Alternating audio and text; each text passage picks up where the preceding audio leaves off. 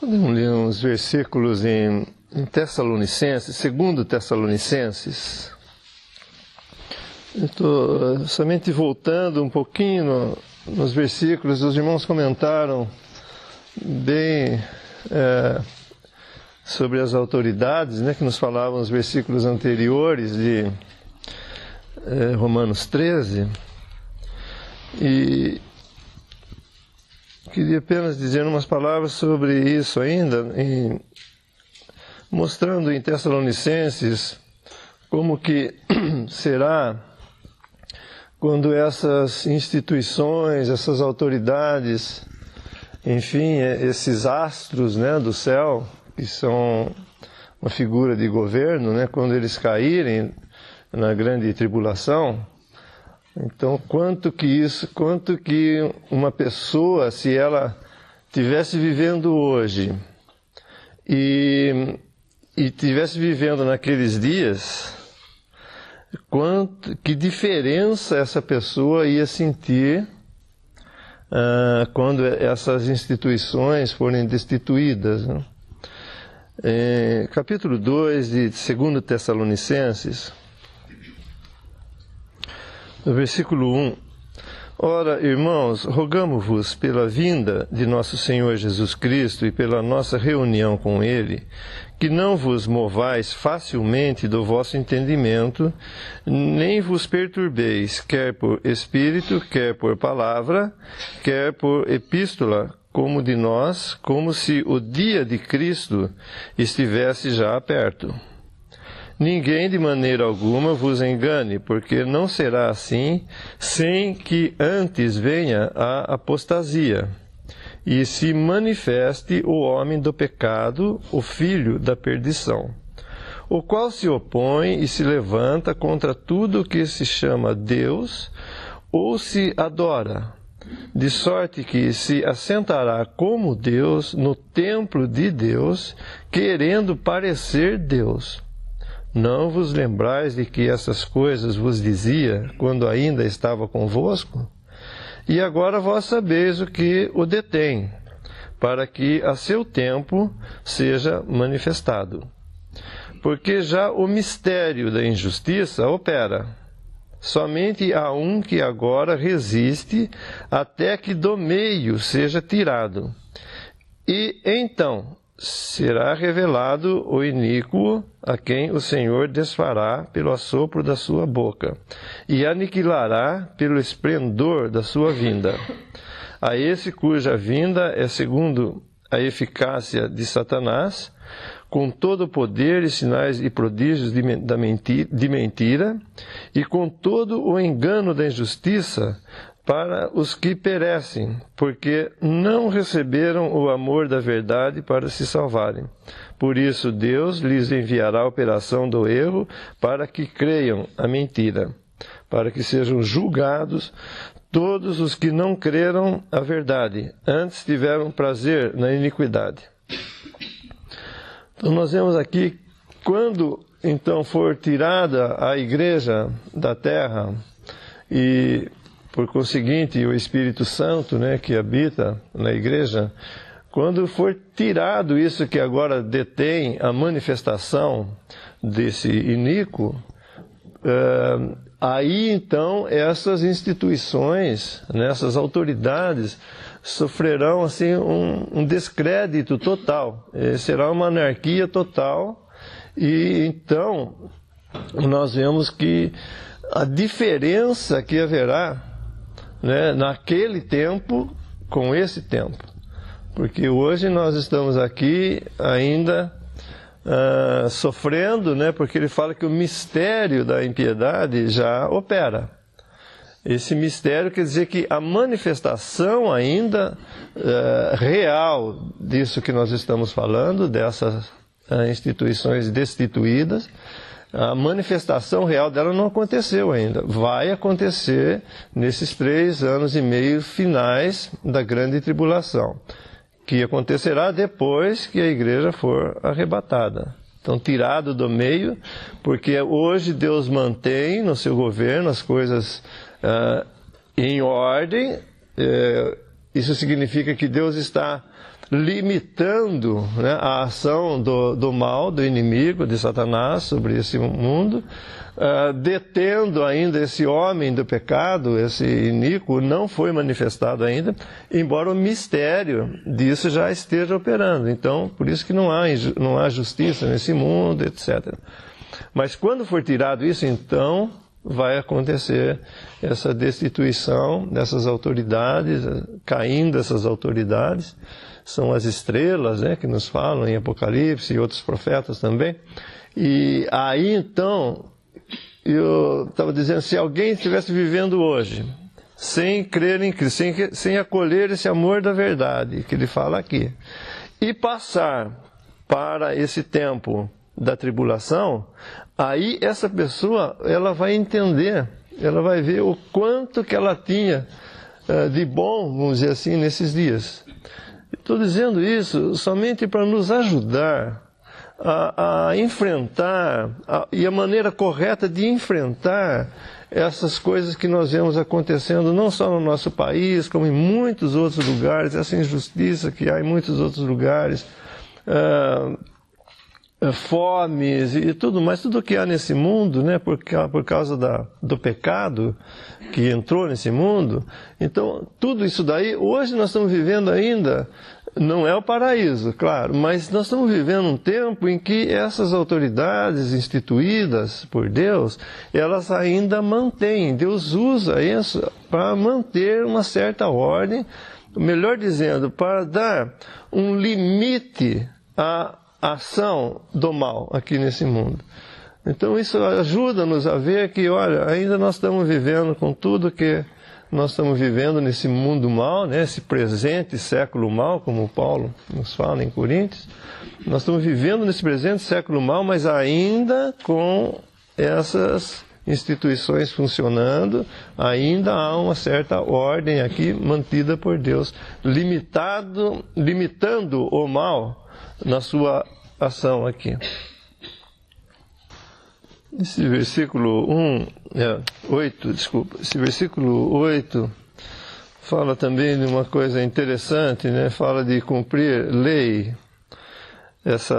a lei, e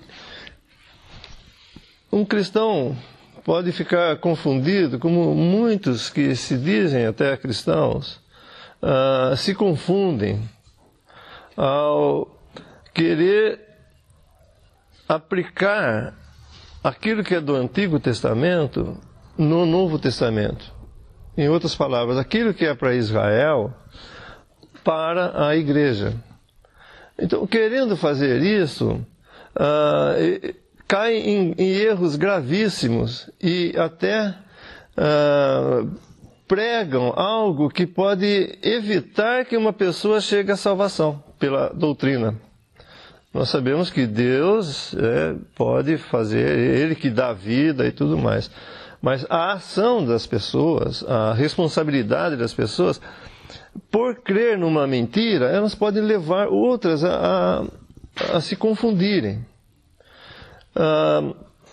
Assim nós temos, por exemplo, se alguns versículos fossem bem entendidos, esse erro seria completamente impossível de se cometer. Estou me referindo aos evangelhos, em Lucas, por exemplo, que fala do pano novo como remendo em vestido velho. Não dá certo, ele rompe, se põe o pano novo, ele rompe o velho, quer dizer, além de não consertar o velho, ele estraga, ele perde o novo. Ele perde o pano novo também.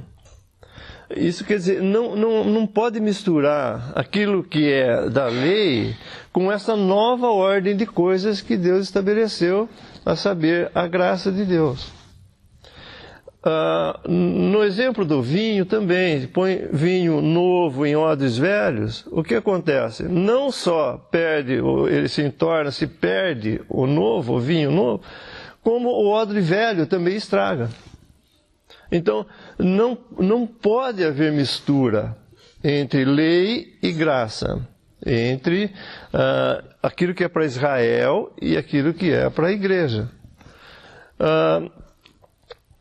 Então, entendendo isso, que uma coisa estraga a outra, nós separamos completamente, deixa duas coisas bem distintas, e o cristão não vai ter dificuldade, então, de entender o que está falando aqui. Vamos voltar um pouquinho em Romanos 8. Romanos 8, versículo 1 e 2. Eu vou ler o versículo 1, omitindo essa parte que não andam segundo a carne, porque, inclusive, muitas traduções, boas, melhores traduções, elas omitem isso, porque esse final do versículo aqui não cabe nesse contexto. Então, não é que estamos mudando as Escrituras, é que, de fato, aqui foi acrescentado algo que não estava no original, segundo nos melhores textos do original. Capítulo 8, versículo 1. Portanto, agora nenhuma condenação há para os que estão em Cristo Jesus. Porque a lei do Espírito e de vida em Cristo Jesus me livrou da lei do pecado e da morte. Então, aqui nós temos uma lei do Espírito de vida. O cristão, ele pertence a essa lei do Espírito de vida. É uma coisa nova. Esse Espírito aqui, que na minha versão está em letra minúscula, ele é em letra maiúscula. Ele está se referindo ao Espírito Santo. Porque a lei do Espírito de vida em Cristo Jesus me livrou da lei do pecado e da morte. Então, essa lei que ele está falando aqui, de cumprir essa lei do Espírito de vida, que veio no lugar da outra lei, essa lei agora é que impera, é ela que funciona agora no crente. Então, ele, vivendo nessa lei nova do Espírito de vida, essa nova ordem de coisas, novo nascimento, tudo isso está ligado a essa nova natureza e essa nova lei, essa nova regra, que então o que impera nisso é o amor, porque Deus é amor. O Espírito Santo habitando no crente, ele conduz essa vida. E que leva aos frutos dessa nova lei de Espírito de vida. Então, ele fala que a ninguém devais coisa alguma, a não ser o amor com que vos ameis uns aos outros, porque quem ama aos outros cumpriu a lei. Qual lei? Essa lei nova do Espírito de vida. Porque, embora a lei de Moisés também falasse, né, do amor ao próximo, ela seguia com uma série de regras, mas não cabe nessa lei nova, essa nova ordem de coisas que é a lei do Espírito de vida. Então o cristão ele pode cumprir isso, porque os do Antigo Testamento não podiam cumprir. Amarás o teu próximo como a ti mesmo. Nem isso eles não podiam cumprir. Na lei nova, a lei do Espírito de vida, ele fala mais que isso. Cristo, amai ao próximo como Cristo amou a igreja. Amai-vos uns aos outros como Cristo amou a igreja. Se eles não conseguiam cumprir aquela primeira lei, agora então, na carne, amar como Cristo amou a igreja. Imagine onde nós podemos chegar com isso, porque Cristo, sendo rico, né, nós lemos ontem, sendo rico se fez pobre por amor de nós. Ele tomou uma forma, né, humana, veio em carne, sem pecado, mas em carne. E foi e sofreu aqui, veio para os seus o rejeitaram, foi desprezado por todos, foi abandonado na cruz. O próprio Deus teve que virar suas costas àquele que estava sendo julgado, sendo condenado pelo pecado. Os sofrimentos desse homem, jamais nós podemos compreender, por amor. Agora, se nós devemos amar como Cristo amou a igreja, como? Eu digo, impossível. Mas na lei do Espírito de vida, sim. Às vezes nós pensamos, somente como um exemplo, será que se amanhã nós fôssemos proibidos de reunir, nós fôssemos proibidos de falar do Evangelho, será que nós continuaríamos fazendo isso? Se Pedro tivesse aqui, antes dele ter recebido, antes de Pentecostes, por assim dizer, se Pedro tivesse aqui, ele já se levantaria e falaria, eu vou, Senhor, eu vou continuar assim, sendo uma preposição, que nós temos isso. Então alguém pode, no seu ímpeto, até no seu amor pelo Senhor, não, eu vou sim, no primeiro aperto tenho certeza que espirra, como foi com Pedro. Mas se nós pensarmos, o Senhor vai me dar força quando eu precisar. Eu estou precisando dessa força agora, dessa energia? Agora não, porque nós estamos tudo bem. Mas o dia que eu precisar, eu tenho certeza, isso eu posso dizer, tenho certeza que Ele vai dar a medida que é necessário. Porque é Ele quem nos salvou, é Ele quem nos mantém, é Ele que vai manter o seu testemunho de fidelidade. Naquilo que eu nego por coisas tão menores, a sua graça, a sua misericórdia tem me acompanhado, tem me guardado e me levado, inclusive, a arrependimento. Mas eu não tenho a força hoje para saber se amanhã eu precisar dar um testemunho muito forte diante de uma circunstância muito específica, terrível. Eu não sei, porque sei que Ele vai poder me dar forças a hora que for necessário. Então, porque quem ama aos outros cumpriu a lei. Essa lei de espírito de vida, essa nova lei que nós vivemos, que veio no lugar da lei do pecado e da morte.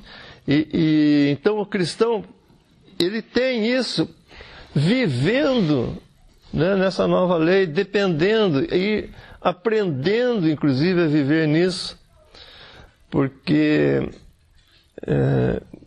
talvez seja um outro assunto, mas está relacionado. Nós temos 3 eus, né?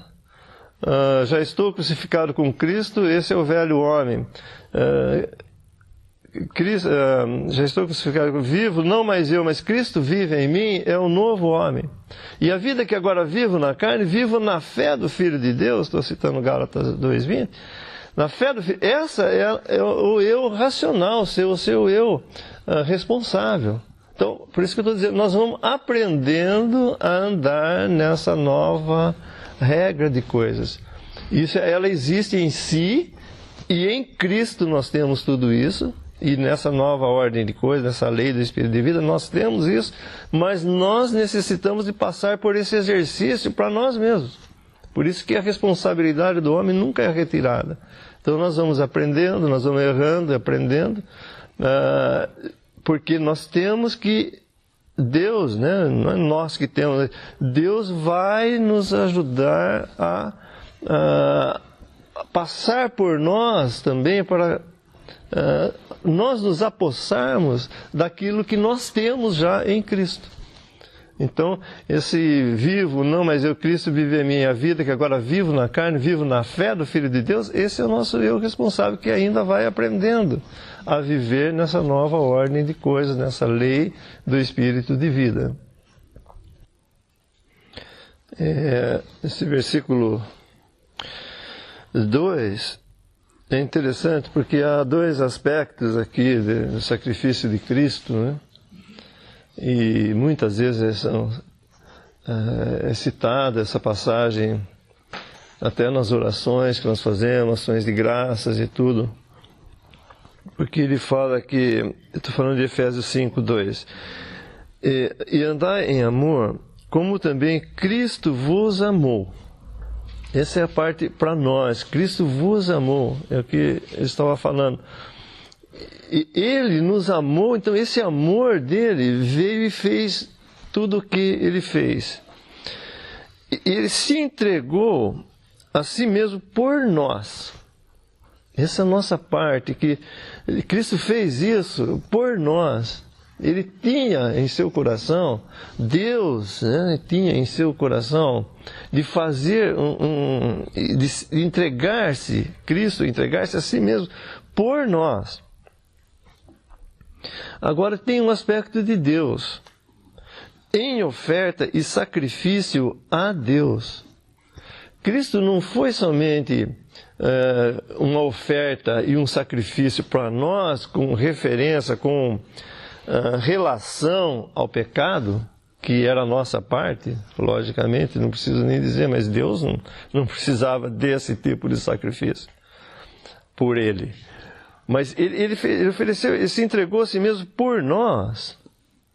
Mas em oferta e sacrifício a Deus, tem a parte de Deus.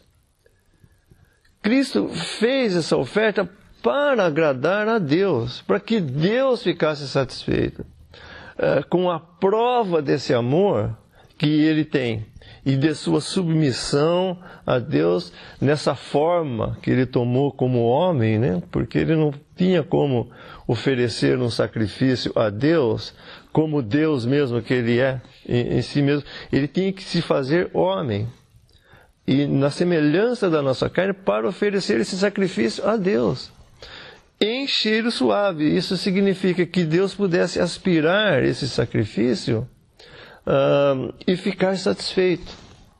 Um sacrifício que foi inteiramente aceito por Deus. Deus ficou satisfeito com esse sacrifício. Em outras palavras, se Cristo tivesse feito a sua obra, se fosse possível isso, né? Toda a sua obra, e nenhum homem cresce, se Deus não operasse, vamos dizer, por assim dizer, em nenhum homem, assim mesmo Deus ficaria satisfeito, porque Cristo fez, cumpriu toda a justiça, toda aquilo que, os atributos que Deus tem, dos seus propósitos para com o homem, de amor, de sentimentos, de compaixão, enfim, né, tudo aquilo que moralmente envolve o homem. Mesmo que nenhum homem atendesse a isso, respondesse a isso, Deus assim mesmo ficaria satisfeito e aspiraria esse sacrifício em cheiro suave. Algumas ofertas no Antigo Testamento ilustram isso. Algumas ofertas eram queimadas e aquilo subia, aquele aroma subia a Deus com um sacrifício como um cheiro suave a Deus, que Deus ficava satisfeito, porque ele já via que Cristo faria isso, aquilo que era uma figura no Antigo Testamento, Cristo faria isso em si mesmo, Cristo faria isso realmente, de fato, não mais em figuras, mas Cristo faria isso como ele fez, de fato, e Deus então ficou satisfeito. Por isso que o sacrifício de Cristo envolve essas duas partes, aquilo que é para nós, por amor a nós, de nós, e aquilo que é para Deus, a parte de Deus, que Cristo fez, tudo o que fez, não só para nós, repito, mas também para a satisfação de Deus, para que Deus ficasse honrado e fosse glorificado de uma forma que nunca ele poderia ter sido glorificado com esse sacrifício que Cristo fez. Interessante, ele fala, né, em Mateus 22,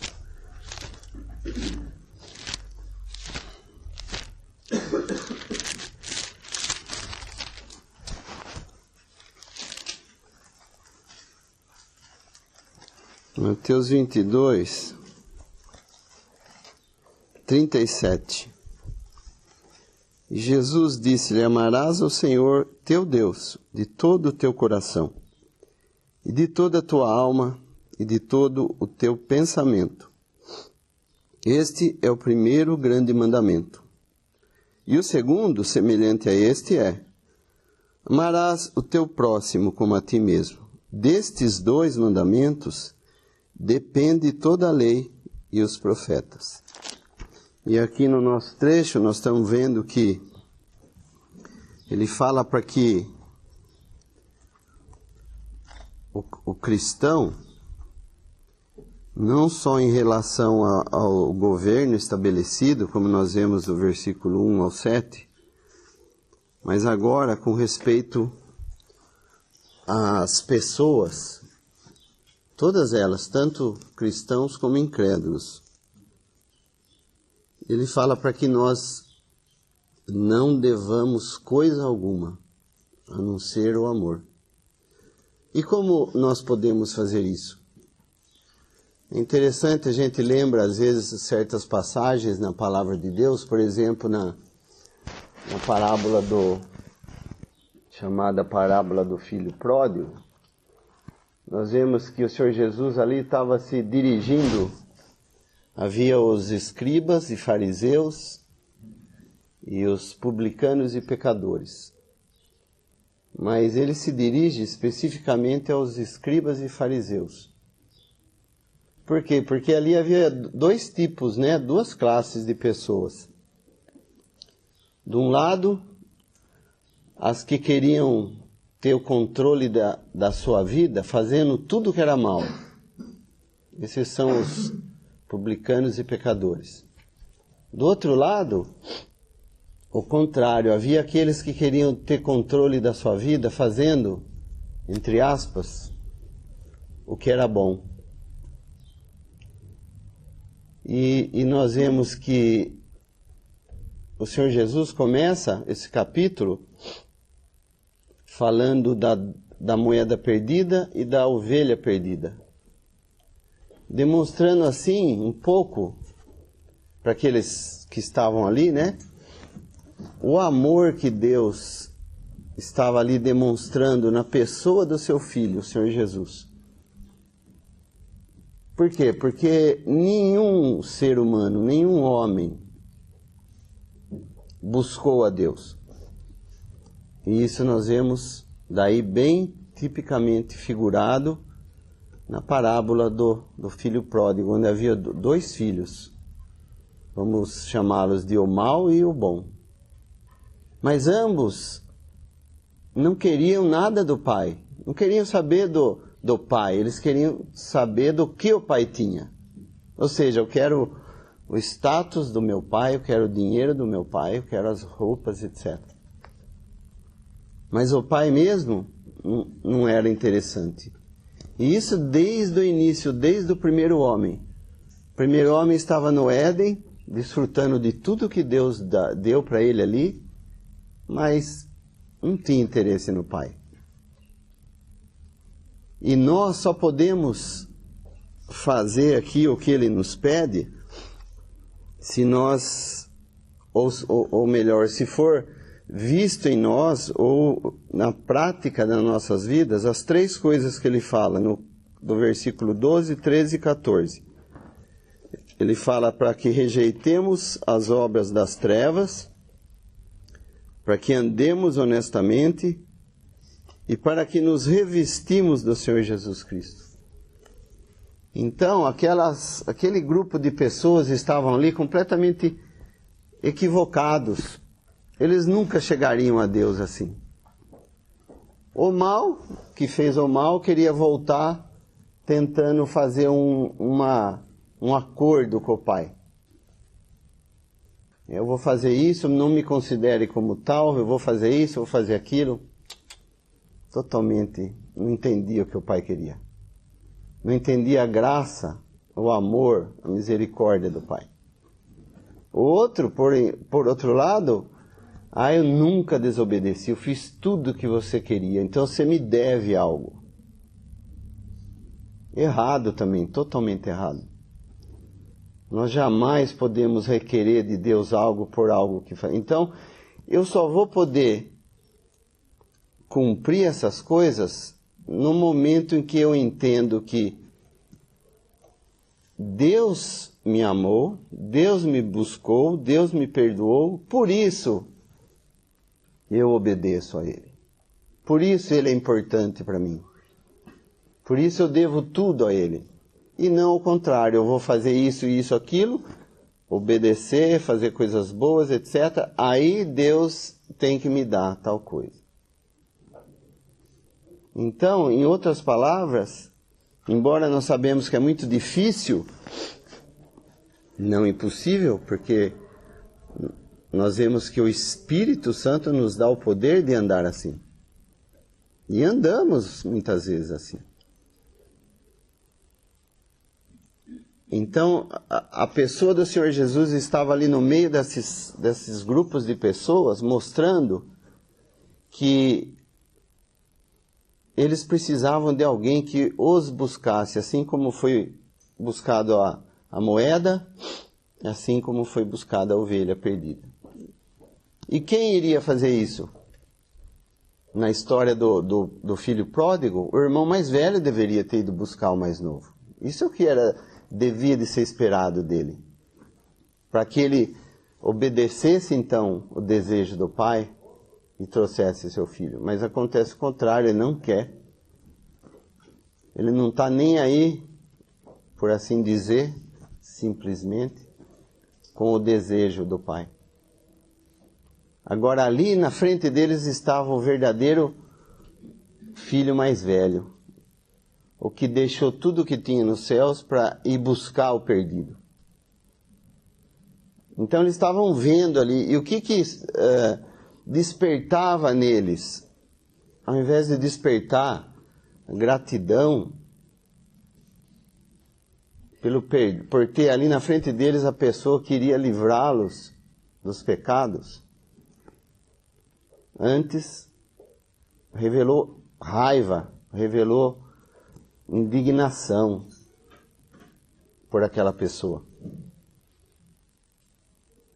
Então, quando nós andamos sem essas características aqui, nós estamos nos portando como o filho mais velho.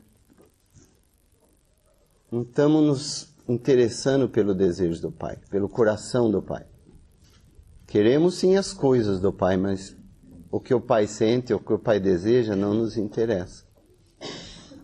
Então é uma boa visão que ele nos dá aqui, que nós, nos revestindo de Cristo, buscando as coisas que o Senhor Jesus nos quer dar, nos quer compartilhar, só dessa maneira nós vamos poder rejeitar as obras das trevas e andar honestamente. Ou seja, nós vamos exalar o perfume de Cristo.